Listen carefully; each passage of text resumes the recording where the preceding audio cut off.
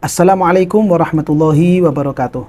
Hamidalillah wa musalliyan musalliman ala Rasulillah Sayyidina Muhammad ibn Abdillah wa ala alihi wa sahbihi wa man walah amma ba'du. Para pemirsa, para pengikut dan para pecinta channel YouTube MZT Malang Raya, alhamdulillah kita bisa melanjutkan pembahasan dan kajian kita di dalam tema kisah para ulama yang beliau menjadi mata rantai keberlangsungan dan berlanjutnya estafet mazhab al-Imam Syafi'i. Beliau adalah para ulama-ulama yang memiliki pengaruh besar di tengah-tengah masyarakat Islam, bahkan sampai detik ini, terutama bagi masyarakat Islam yang ada di negara Indonesia. Sosok figur yang kita bahas pada kesempatan kali ini masih pada figur-figur ulama yang hidup di abad ke-10 Hijriyah. Beliau merupakan santri-santri dari Syekhul Islam Zakaria Al-Ansari, yaitu salah seorang ulama yang kitabnya juga banyak tersebar di Indonesia ini, banyak dikaji di pesantren-pesantren, banyak dibacakan di masjid-masjid dan musola-musola yang ada di Indonesia ini. Salah satunya adalah kitab beliau yang berjudul Majalisus Saniyah, syarah dari kitab Al-Arba'in An-Nawawiyah. Demikian juga seperti kitab beliau terhadap Nazom Zubad yang beliau syarahi dan beliau beri nama dengan sebutan kitab Mawahibus Somad, yaitu pemilik kitab ini merupakan sosok ulama yang terkenal dengan sebutan Al-Imam Al-Fashni. Kira-kira siapakah nama asli dari Al-Imam Al-Fashni ini? Demikian juga di tahun berapakah beliau ini terlahirkan, di tahun berapakah beliau wafat, siapa sajakah guru-guru beliau, dan seperti apa perjalanan hidup beliau. Ini merupakan hal-hal yang penting untuk kita ketahui, karena kita memang memiliki hutang budi kepada beliau-beliau semuanya. Karena kita bisa mendapatkan banyak wawasan, banyak pengetahuan tentang ilmu-ilmu warisan Kanjeng Nabi Muhammad SAW melalui beliau-beliau semuanya. Beliau, Al-Imam Al-Fashni, memiliki nama asli yaitu Ahmad, dan ayah beliau bernama Hijazi. Karena beliau ini salah seorang ulama kelahiran negara Mesir, maka di akhir nama beliau diberikan tambahan julukan dengan sebutan Al-Misri. Dan julukan beliau di akhir dengan sebutan Al-Fashni ini merupakan satu tanda bahwa beliau itu merupakan ulama yang kelahiran sebuah desa yang ada di negara Mesir, dan desa itu bernama desa Fashion. Sehingga di akhir nama beliau diberi julukan dengan sebutan Al-Fashni. Dan beliau memiliki kunyah di awal nama dengan sebutan Syihabuddin. Sehingga kalau kita baca nama lengkap beliau, maka nama beliau adalah Al-Imam Asy-Syaikh Syihabuddin Ahmad bin Hijazi Al-Fashni Al-Misri Asy-Syafi'i.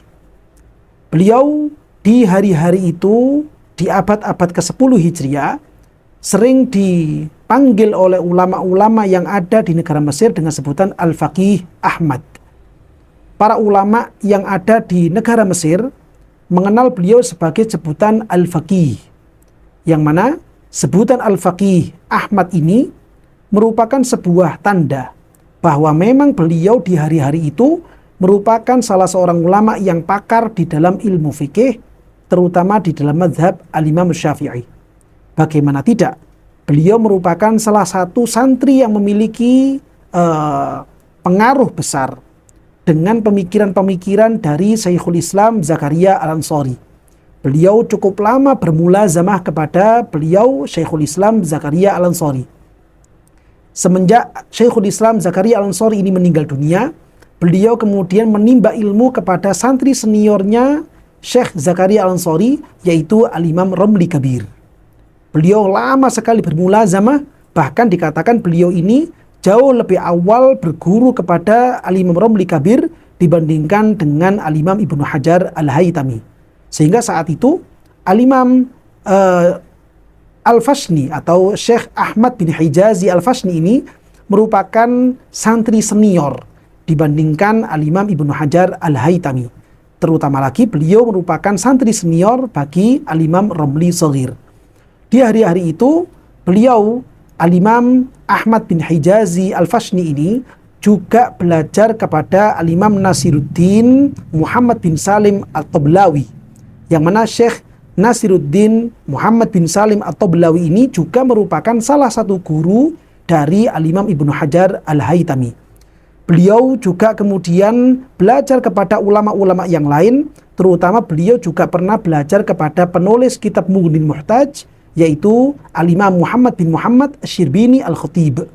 Sehingga dari didikan guru-guru yang seperti ini membentuk karakteristik kepiawaian beliau, keahlian beliau, bakat beliau di dalam ilmu fikih, sehingga kemudian karya-karya tulis beliau di dalam mensyarahi matan-matan sangat kental sekali dengan nuansa fikih, sebagaimana itu bisa kita lihat di dalam tulisan beliau yang berjudul Majalisus Saniyah, syarah terhadap kitab Al-Arba'in An-Nawawiyah.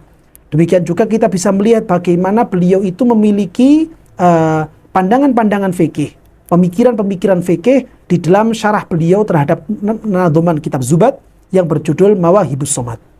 Para ulama yang menulis biografi beliau tidak ada yang menyebutkan di tahun berapakah beliau ini lebih tepatnya dilahirkan. Hanya saja beberapa ulama yang menulis biografi tentang Al-Imam Ahmad Al-Fashni ini menuliskan di tahun berapa beliau wafat, yaitu beliau wafat pada tahun 978 Hijriah. Artinya beliau ini wafat pada paruh kedua dari abad ke-10 Hijriah. Dan tentunya tahun 978 itu adalah tahun sebelum kewafatan Al-Imam Ibnu Hajar Al-Haytami.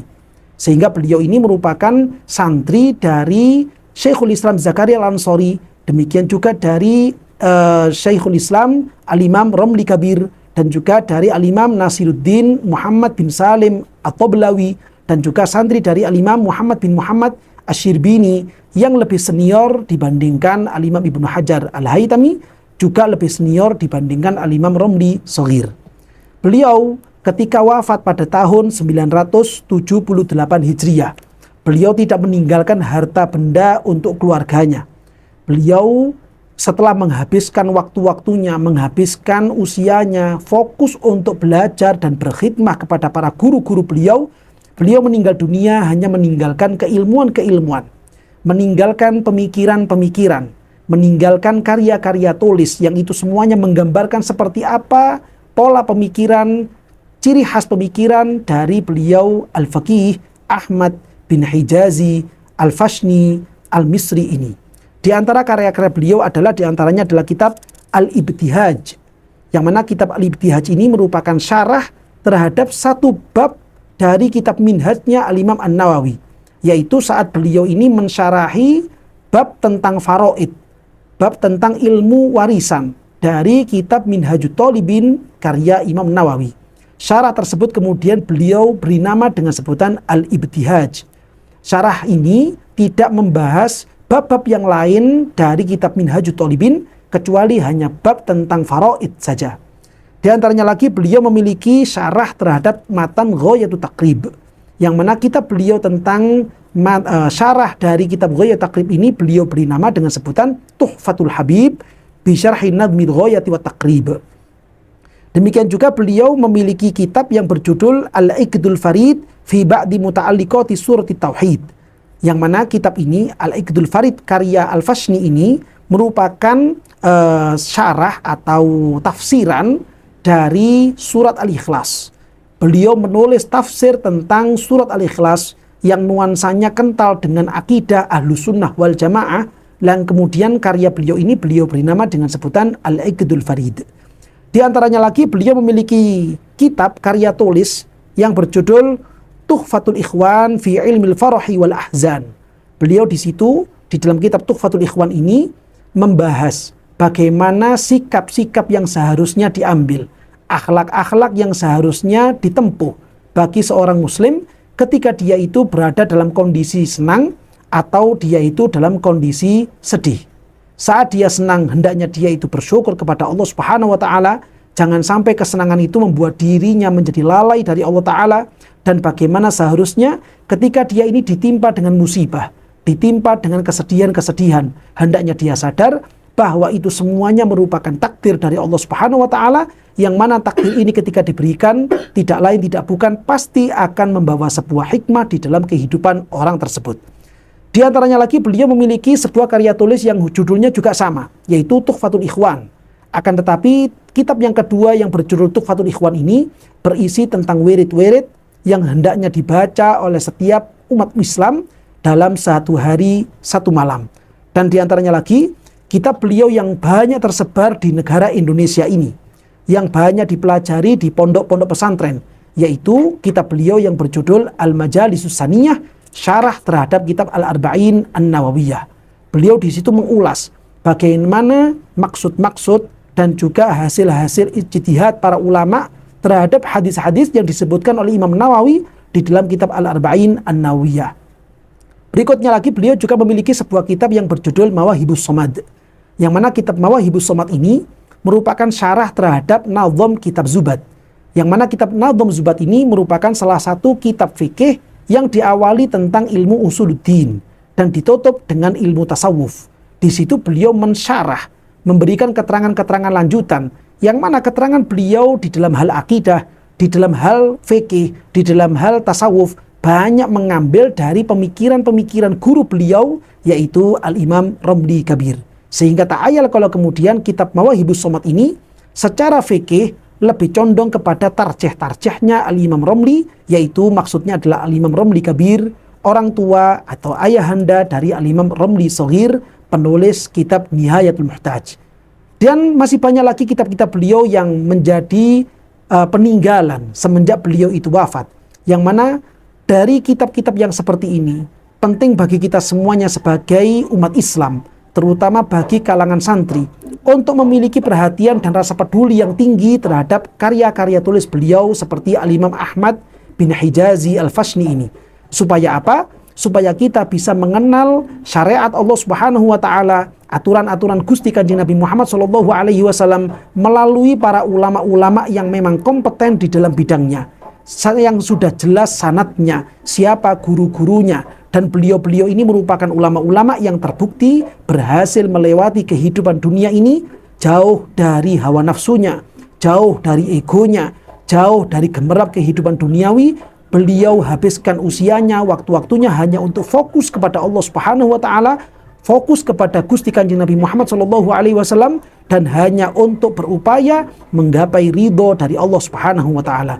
Dengan kita mengkaji biografi beliau yang seperti ini, maka kita berharap kepada Allah supaya kita semuanya bisa mendapatkan ridho dari Allah, mendapatkan nafahat, imdadat dari Allah Subhanahu wa Ta'ala, sehingga kita bisa menjadi orang-orang yang selamat di alam dunia ini sampai nanti di alam akhiratnya. Amin ya rabbal alamin.